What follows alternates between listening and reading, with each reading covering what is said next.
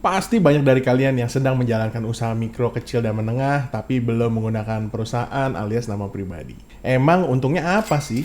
Nah, di video ini gue akan sharing 2 alasan penting kenapa kalian harus mendirikan perusahaan untuk usaha UMK kalian.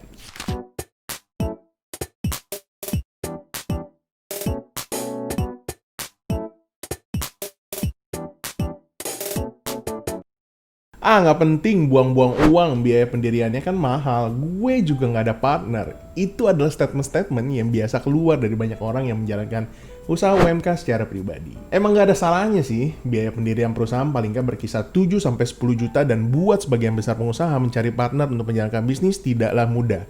Karena syarat pendirian PT itu minimal 2 orang. Tapi itu dulu, sekarang sudah dipermudah, or at least lumayan dipermudah. Berkat terbitnya Undang-Undang Nomor 11 Tahun 2020 tentang Cipta Kerja. Undang-Undang Cipta Kerja juga merevisi kriteria pembagian usaha mikro, kecil, atau menengah. Kalau dulu pembagian kriteria berdasarkan kekayaan bersih atau hasil penjualan tahunan yang sudah ditentukan dalam Undang-Undang Nomor 20 Tahun 2008 tentang UMKM, nantinya akan diatur di dalam peraturan pemerintah tersendiri. Di RPP yang gue terima, kriteria akan dibagi berdasarkan modal usaha, hasil penjualan, atau jumlah tenaga kerja. Mereka yang memiliki modal usaha paling banyak 200 juta adalah usaha mikro. Lebih dari 200 juta sampai 1M merupakan usaha kecil. Dan kriteria usaha menengah adalah yang memiliki modal 1 sampai 15M. Usaha besar lebih dari 15M. Kalau berdasarkan kriteria penjualan, usaha mikro itu paling banyak 1M dan usaha kecil itu 1M sampai 6M. Usaha menengah penjualannya 6M sampai 60M dan usaha besar lebih dari 60M. Penggunaan kriteria omset, kekayaan bersih, nilai investasi, dan jumlah tenaga kerja sebagaimana yang dimaksud tadi harus mendapatkan persetujuan dari menteri. Kenapa sih ini saat yang tepat buat kalian untuk mengelola bisnis UMK kalian secara lebih profesional? Yang pertama adalah perusahaan yang memenuhi kriteria UMK yang menengah tidak termasuk tidak perlu lagi didirikan oleh minimum 2 orang. Sekarang mereka yang introvert atau ingin menjalankan usahanya secara eksklusif sendirian tanpa adanya partner bisa dilakukan. Tetapi yang perlu jadi catatan adalah pendiri atau pemegang UMK ini adalah harus orang perseorangan, bukan perseroan. Yang kedua adalah tidak perlu lagi menggunakan notaris, cukup berdasarkan surat pernyataan pendirian yang dibuat dalam bahasa Indonesia. Pernyataan pendirian memuat maksud dan tujuan kegiatan usaha, modal dasar, dan keterangan lain berkaitan dengan pendirian usaha UMK kalian.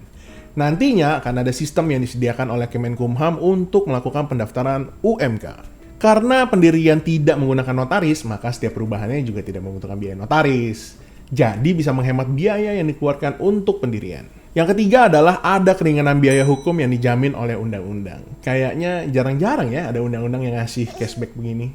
Oh iya, sebagai catatan, usaha UMK kalian hanya dapat didirikan untuk 1 perseroan dalam waktu 1 tahun. Lalu benefitnya apa? Abis ini gue akan bahas tentang benefitnya dan gue juga akan bahas dikit tentang peraturan Menteri Perdagangan baru tentang izin toko online dan pajak toko online. Jadi jangan di skip dulu ya, tonton sampai habis dan jangan lupa juga untuk like, share, and subscribe. Gratis kok, nggak bayar. Yang pertama benefitnya adalah lebih bankable. Meskipun banyak bank yang sudah menyediakan fasilitas dan menyalurkannya kepada usaha UMKM, ternyata ada lebih dari 20 juta usaha UMKM yang belum terkoneksi dengan bank dari total sekitar 60 juta usaha UMKM. Jika pelaku usaha sudah bankable, tentunya bisa lebih mengakses pinjaman perbankan dalam rangka mengembangkan usahanya. Yang kedua adalah pembatasan tanggung jawab. Ini adalah alasan paling penting sebenarnya untuk mengelola bisnis kalian dengan perseroan. Meskipun treatmentnya sedikit berbeda dengan badan hukum lainnya, pemegang saham UMK tetap tidak bertanggung jawab secara pribadi atas perikatan yang dibuat atas nama perseroan dan tidak bertanggung jawab atas kerugian perseroan melebihi saham yang dimiliki. Maksudnya gimana sih? Misalkan aset perusahaan UMK kalian 200 juta. Untuk pengembangan bisnis, kalian pinjam ke bank dengan total minimal pinjaman 150 juta rupiah. Setelah pembayaran cicilan lancar di awal-awal, lalu karena pandemi COVID-19 kalian tidak bisa bayar hutang sehingga hutang membengkak menjadi 250 juta, karena aset perusahaan hanya 200 juta, maka tanggung jawab perusahaan untuk melunasi hutang tersebut ya 200 juta tadi. Kalian nggak perlu nombokin dari uang pribadi kalian. Tetapi pembatasan tanggung jawab itu tidak berlaku jika persyaratan pendirian usaha UMK belum terpenuhi, menjalankan usaha dengan itikat buruk, terlibat dalam perbuatan melawan hukum termasuk dalam menggunakan kekayaan perseroan. Kalau tadi gue bicara tentang benefit menjalankan usaha UMK dengan mendirikan perseroan, nggak adil kalau gue nggak bicara sisi lain yaitu tanggung jawab yang wajib dilaksanakan oleh pengusaha UMK.